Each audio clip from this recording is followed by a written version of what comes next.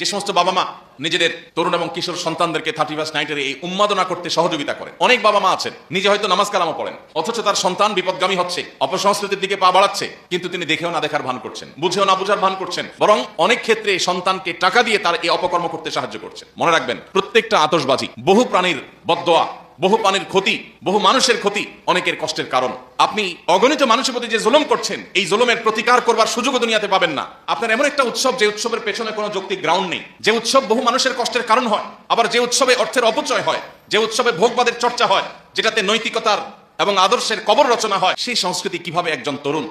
কিভাবে একজন বিবেকবান মানুষ, কিভাবে একজন সচেতন নাগরিক গ্রহণ করতে পারে? এই অনাচার রোধে প্রত্যেকটা পরিবার থেকে আমাদেরকে পদক্ষেপ নিতে হবে,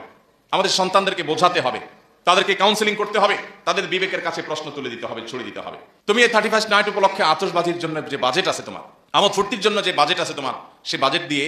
সামান্য কিছু মোজা, কিছু কানটুপি, শীতের কাপড়, এগুলো নিয়ে রাস্তার ধারে শুয়ে থাকা অসহায় মানুষকে দাও। আল্লাহর শপথ করে বলতে পারি,